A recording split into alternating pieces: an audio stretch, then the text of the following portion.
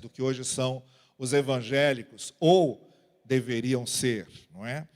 Mas o que eu queria me prender essa manhã é o seguinte: Martinho Lutero, estava naquele mosteiro, no qual ele entrou em 1501, e começou a servir como monge,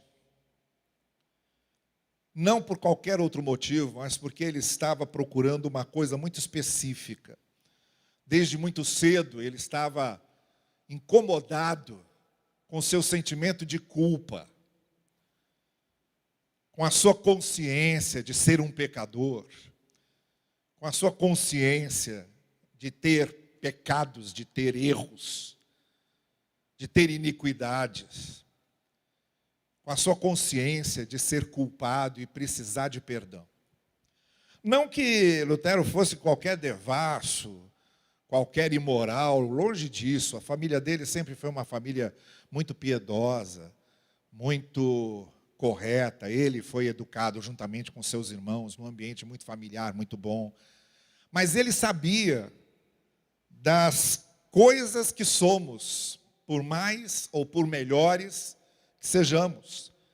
Ele tinha essa consciência de que, ainda assim, a gente mente, ainda assim a gente engana, ainda assim a gente tropeça, ainda assim a gente falha, ainda assim a gente insulta, ainda assim a gente desrespeita a vontade de Deus para a nossa vida. E esse sentimento de culpa, esse sentimento de que preciso de perdão, dominava a mente de Lutero, de maneira que ele estava dentro daquele mosteiro, em busca de algo que desse paz para ele, que desse certeza do seu perdão, da sua redenção. Só que não encontrou isso lá. Por mais fiel que ele fosse, ele foi um dos monges mais fiéis do seu mosteiro. Ele era um dos tão destacados e tão fiéis que, quando surgiu um problema no monasticismo agostiniano, porque ele era monge agostiniano, para ser resolvido junto ao Papa, ao Bispo de Roma, ele foi o encarregado dos mosteiros agostinianos para resolver esse problema em Roma, junto com o Papa. E ele viajou da Alemanha, de Marfurt, onde ficava o seu convento, o seu mosteiro, para Roma, como representante dos monges agostinianos. Então ele era uma pessoa extremamente respeitada, tinha uma vida ilibadíssima na sua maneira de conduzir e de ser monge. Só que ele se sentia assim, precisando de perdão, querendo ter certeza de que estava perdoado. O homem medieval, e Lutero era um homem medieval, tinha um grande temor da morte, tinha um grande temor do inferno, tinha um grande temor da perdição eterna. Lutero queria ter essa segurança de que, se morresse, ele iria para o céu, iria para Deus, iria para a vida eterna. E não conseguia ter essa segurança. E o episódio que eu quero contar, ele é pouco mencionado. Quando se lê sobre Lutero, quando se ouve sobre Lutero, quando se lê sobre a Reforma e quando se ouve sobre a Reforma, normalmente não se fala sobre um personagem que foi importantíssimo nesse processo de Lutero conhecer o Evangelho e a mensagem do Evangelho, que foi o João von Staupitz. Staupitz, ele era um líder monástico agostiniano, e era uma espécie de executivo dos mosteiros agostinianos. Quando havia algum problema no mosteiro, era ele que ia lá resolver. Então ele estava constantemente visitando esses mosteiros e avaliando como é que estava a vida dos monges, como é que aquele mosteiro estava sendo administrado, o que aquele mosteiro precisava. Staupitz foi ao mosteiro em que Lutero estava, em Marfurt. Lutero participou do jantar que o abade do mosteiro ofereceu para o Staupitz. E numa dessas coisas que acontecem na vida, Lutero se sentou exatamente em frente ao Staupitz, em frente a ele. E durante o jantar, o Staupitz percebeu que Lutero estava tristonho, calado, taciturno. Depois que o jantar terminou, Staupitz disse para Lutero: eu preciso conversar com você. Vamos à biblioteca. Eles foram para a biblioteca do mosteiro e Staupitz começou a perguntar para Lutero: o que é que você tem? Eu percebo que você está com o seu rosto fechado, sua expressão fechada. Você parece uma pessoa muito triste, muito ansiosa. E Lutero, então, abriu o coração para Staupitz. Lutero contou para Staupitz que era a sua grande angústia ter certeza de que seria perdoado, de que na hora final, quando estivesse para deixar essa vida, de que ele não iria para a perdição eterna, de que ele seria recebido por Deus para passar a eternidade com o Senhor. E o Staupitz ficou ouvindo tudo aquilo. O Lutero contou para ele que há pouco tempo, ali no mosteiro, um outro monge, um colega monge de Lutero, tinha ficado gravemente enfermo.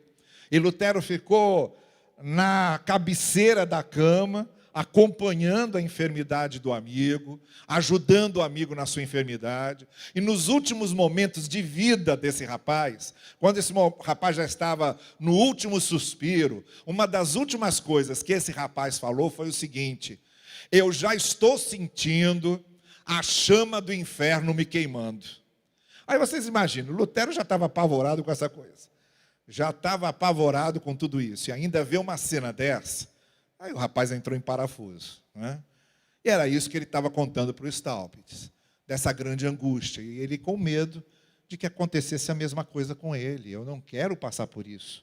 Eu não quero passar por essa angústia. Eu quero ter a certeza de que eu estou perdoado. Eu quero ter a certeza de que eu fui redimido. Eu quero ter a certeza de que eu estarei com Deus. E aí o Staupitz responde uma coisa que foi definitiva na vida de Lutero e que serve para mim, serve para você, serviu muito para Lutero e serve para qualquer pessoa que vive essa angústia. A angústia do perdão, a angústia da culpa, a angústia do medo da morte, a angústia da insegurança com o que vai acontecer após a morte, a angústia de estar com Deus ou não estar com Ele na eternidade. O que o Staupitz respondeu para Lutero serve para a gente, serve para qualquer um, porque foi puro evangelho. Aquele líder dos monges agostinianos, vendo aquele monge aflito na sua frente, porque se sentia culpado, inseguro, olha para o rapaz e diz assim: você está se sentindo assim porque você está querendo fazer alguma coisa para ter a certeza de que será perdoado. Você se esforça para ser um bom monge. Você se esforça para fazer tudo correto. Mas sabe que não consegue. E você tem a necessidade de descobrir alguma coisa que você possa fazer para isso. Só que você não pode fazer nada. E nem precisa fazer nada. E aí o Staupitz concluiu: Cristo, no seu sacrifício, já fez tudo. Já pagou o preço que precisávamos ser pago. Ele garantiu a nossa redenção. Ele assumiu o nosso lugar. Não temos como fazer nada para Deus a fim de sermos salvos. Mas também não precisamos, porque Jesus na cruz fez tudo. O que você precisa, dizia ele para Lutero, é confiar e viver confiante de que o que Jesus fez foi suficiente. Se você acreditar, se você confiar que o que Jesus fez lá foi suficiente para tirar suas culpas, para perdoar e redimir você, essa sua insegurança, esse seu medo vai acabar, porque você vai descobrir que não é de você que vem a salvação e que você não depende do que você faz. Mas a salvação vem do Cristo, do que Ele fez e do tudo que Ele já pagou para que sejamos salvos. E aí ele sugeriu para Lutero que ele lesse Romanos e Gálatas. Lutero, que até então nunca tinha tido muito contato com as Escrituras, o Staupitz diz para ele: leia Romanos, leia Gálatas, e você vai descobrir tudo isso que eu estou dizendo a você. E aí ele devorou Romanos, devorou Gálatas. Eles estavam vivendo um momento, até por efeito da Renascença, o movimento do Renascimento, que foi um movimento cultural, entre outras coisas, dizia que era necessário ler os autores na fonte, na língua original, ler a Ilíada de Homero em grego, ler as obras de Virgílio em latim, que nós aprendêssemos a língua deles para lermos essas obras na língua em que essas obras foram escritas. A mesma coisa se falava sobre a Bíblia. Vamos ler a Bíblia na língua em que ela foi escrita. Vamos ler a Bíblia no hebraico. Vamos ler a Bíblia no grego, para sabermos de fato o que é que estava escrito ali na língua original. E Lutero fazia parte desse movimento, e ele se tornou exegeta, estudou hebraico, estudou grego, para poder ler a Bíblia na língua original em que ela foi escrita, e começou a ler esses textos. Seguiu a indicação de Staupitz e começou a ler Romanos, começou a ler Gálatas. Entre os textos que ele foi lendo no original, lendo em grego, lendo em hebraico, vendo o que realmente estava escrito ali, ele foi descobrindo tudo o que de fato Staupitz havia falado para ele. Entre os textos que ele leu, esse texto de Gálatas, que eu acabei de ler aqui, em que Paulo diz que Jesus se tornou maldição por nós. Quando Jesus foi crucificado, nós estávamos sendo crucificados com Ele. O pecado que estava caindo sobre Jesus e o que Jesus estava pagando era como se nós estivéssemos ali com Ele pagando, sem estarmos. É isso que Paulo está falando em Gálatas. Cristo comprou a nossa redenção, Cristo comprou o nosso perdão, Cristo comprou o nosso resgate, sem a gente precisar estar lá. Ele nos representou naquela cruz. Ele se tornou maldito por nós.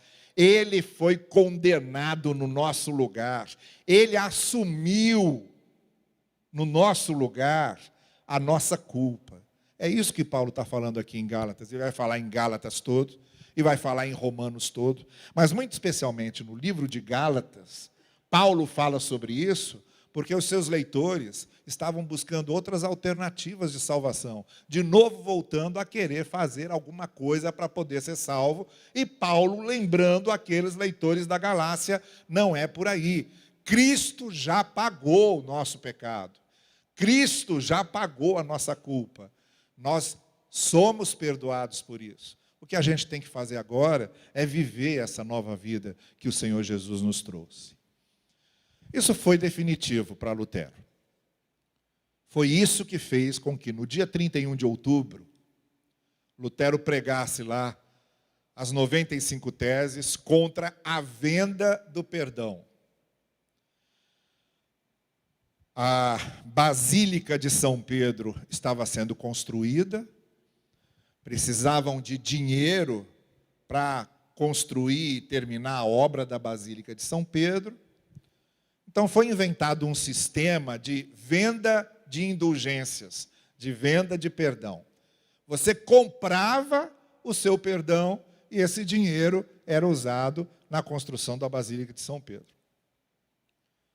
No exato momento em que Lutero estava descobrindo que o perdão vem da graça, vem do que Cristo fez, e que o Papa não tinha poder para perdoar pecado, e que a igreja não tinha poder para perdoar pecado, que os sacramentos não tinham poder para perdoar pecado, que o clero não tinha poder para perdoar pecado, que o perdão vinha de Cristo. No momento em que Lutero estava descobrindo isso, estavam vendendo as indulgências em Wittenberg, na cidade onde ele estava dando aula, na Universidade de Wittenberg.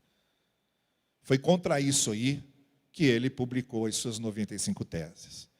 Ele que estava descobrindo que a redenção, que o perdão vem pela graça. Foi aí, nesse momento, que a reforma protestante começou. E o que a gente aprende disso, então? Primeira coisa que a gente aprende disso. O que formou, essencialmente, o protestantismo e a nós, como protestantes, foi essa redescoberta da salvação pela graça. Essa redescoberta de que o que Cristo fez por nós basta. De que o que Ele fez por nós é suficiente. Nós hoje, quando declaramos que Jesus Cristo é o nosso único e suficiente Salvador, que é uma expressão que se usa muito entre os evangélicos, o que nós estamos querendo dizer é exatamente isso. Ele é o único, não tem outra maneira de ser salvo, e Ele é suficiente. Ele conseguiu, com o sacrifício da cruz, resolver o problema. É dele que nós recebemos o perdão e a redenção. Único e suficiente. Às vezes a gente fica repetindo essas expressões sem pensar exatamente no que elas significam. Mas o que elas significam em última instância, o que essa expressão significa, é isso. Não dependemos de nada mais para sermos salvos. Dependemos apenas da graça de Deus e do que Jesus Cristo fez. Essa é a primeira coisa. E a segunda coisa que nós aprendemos com isso é que nós precisamos nos preocupar com a pregação dessa essência do Evangelho. A pregação da essência do Evangelho é que Deus nos agraciou e nós nos tornamos graça para os outros, levando essa mesma mensagem de graça. O que Lutero fez lá em Wittenberg foi dizer isso: olha, a partir de agora, essa graça que me alcançou, eu quero levar a outras pessoas. Eu quero que outros fiquem sabendo. Que é o que faz a essência da nossa missão como igreja, como povo de Deus, como testemunha do Evangelho de Jesus Cristo. Então, a reforma protestante tem tudo a ver com a essência daquilo que a gente prega, com a essência daquilo que a gente crê e daquilo que a gente anuncia, porque foi uma redescoberta da essência do Evangelho. Eu quero encerrar só fazendo mais uma menção ao fato de que, por causa disso, Lutero teve que pagar um preço muito caro, claro. Ele foi excomungado, depois ele perdeu a cidadania alemã, teve que ficar 1 ano escondido num castelo em Wartburgo para não ser morto, até que as ideias de Lutero e a reforma protestante fossem se espalhando pela Alemanha. E nesse ano em que Lutero estava no castelo de Wartburgo, ele fez a tradução do Novo Testamento, diretamente do grego para o alemão. Era a primeira vez que havia Novo Testamento na língua alemã. Até então, a única versão que se lia era a Vulgata Latina, a Bíblia Latina, em todo o mundo, só se lia a Bíblia no latim. Ele traduziu para a língua dos alemães. E foi lá em Wartburgo também que ele compôs o hino Castelo Forte, baseado no Salmo 46. Deus é nosso refúgio e fortaleza, socorro bem presente na angústia, descrevendo Deus como esse castelo no qual nós nos refugiamos e nada pode nos atingir ali, porque em Cristo recebemos o perdão, em Cristo a nossa condenação é resolvida, ou como diz Paulo em Romanos, de agora em diante nenhuma condenação há para os que estão em Cristo Jesus. É nesse castelo forte que nós estamos. E baseado lá no Salmo 46, enquanto estava dentro do castelo de Wartburgo, Lutero compôs esse hino, que se tornou o hino oficial da Reforma Protestante. Como eu disse a vocês, há muito mais coisa para a gente saber a respeito de Lutero, da Reforma, do que ele fez. E a gente tem livros que falam sobre isso, e é sempre bom a gente ficar voltando a esses pontos da história. Mas hoje, muito especialmente, eu queria mostrar isso. Queria mostrar que outras pessoas fizeram parte desse processo. Staupitz é uma pessoa que ninguém fala dele, todo mundo fala em Lutero, em Calvino. Staupitz ficou esquecido, mas Staupitz foi fundamental para mostrar para Lutero qual era a verdadeira essência do Evangelho.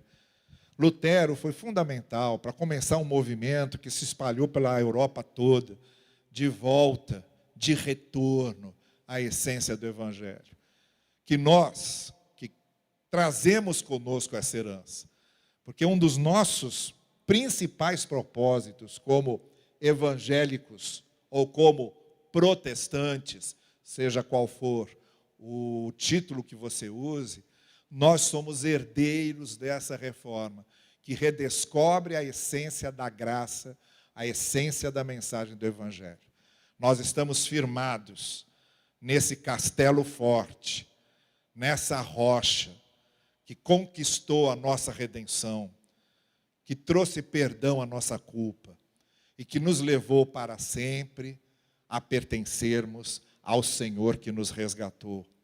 E nós estamos levantando essa bandeira de levarmos às pessoas a mensagem da graça de Deus, para que as culpas, os temores, os medos, as inseguranças, as perplexidades, as dúvidas sejam resolvidas ao pé da cruz de Cristo, que pagou o preço por nós e, como diz Paulo em Gálatas, assumiu a maldição por nós.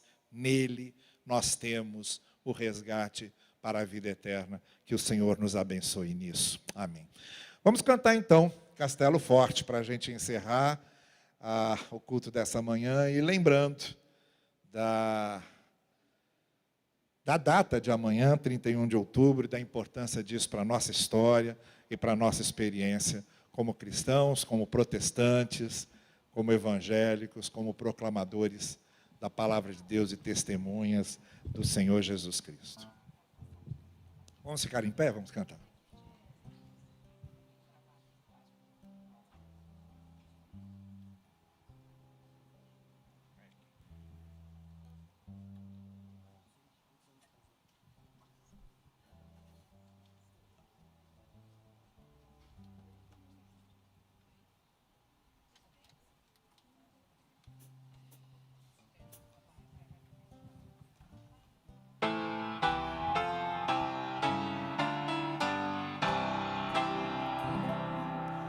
Castelo forte é nosso Deus, escudo e boa espada, com seu poder defende os seus, a sua igreja amada, com força e com furor, nos prova o tentador, com artimanhas tais e astúcias infernais, iguais não há na terra. A nossa força nada faz, estamos